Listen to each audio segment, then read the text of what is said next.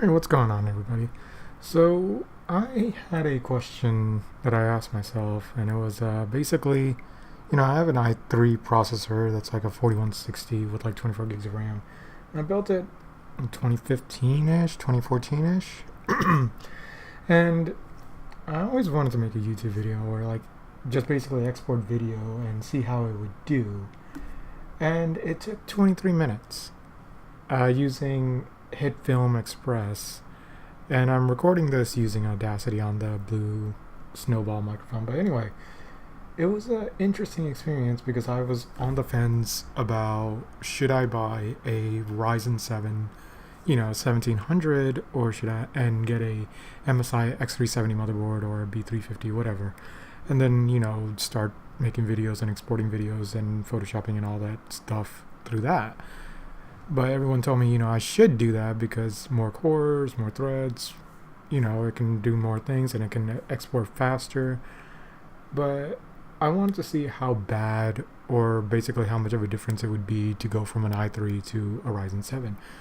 Um, the i3, so far, the fact that it took 23 minutes is interesting, but yeah, that's a long time, but it's doable. I mean, I wouldn't sit here and recommend, like, if you're somebody that goes out and records a bunch of videos or takes a bunch of pictures and, has to do this on a professional level, like you have to do this day in and day out. I would not recommend an i3, but if you're just like a casual YouTuber or if you're a casual photographer, it's perfectly fine. Like, I would highly recommend just saving your money and investing in something else, because the performance that you might see is not really there. In my opinion. Now, I haven't had a Ryzen 7 1700 to actually test out. So, in time when I do get it, I will test it out and give you guys an update. But so far, it's not as bad as I expected. I was expecting like an hour or 2 hour render time at 1080p, 30 frames per second. But it's not that bad. Honestly, this is just a quick little video just to, I guess, kind of rant about it. But I am going to eventually, in time, just get a Ryzen 7 1700 because this is due for an upgrade. I see games like, even games that are a couple years old, they're struggling. I'm a budget end gamer. I'm not one of those fancy guys that goes out and buys the top end, most expensive graphics card. I'm not made out of money like that. But, I'm running a 950, a generation old, along with the i3 4160 with a, the Noctua NHL9i, which is that low profile CPU cooler from Noctua, which does a pretty damn good job. Keeps up with the Hyper 212 that I used to have. I swapped it out.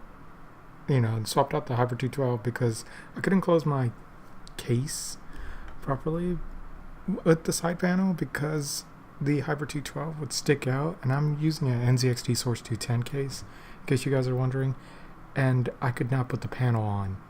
Like, it was that tall. It was a good cooler, it was just I couldn't put the panel on, and I was constantly having to clean up dust and wipe things down, and I had to be cautious when I was around it, because I didn't know if I was going to accidentally knock off the cooler or, knock off the graphics card. But, I mean, once I switched to the NHL9i, I could put the side panel on, I could put the LEDs on, I clean less. But, yeah, I might get an R7 just to test out and see what I think about it and if I'm going to just keep it for video rendering and all that stuff. So, yeah, thanks for checking out the channel. Stay tuned for more content. Like, share, subscribe, and leave me any comments on what I can do to improve or what you guys would like to see more often. Thanks.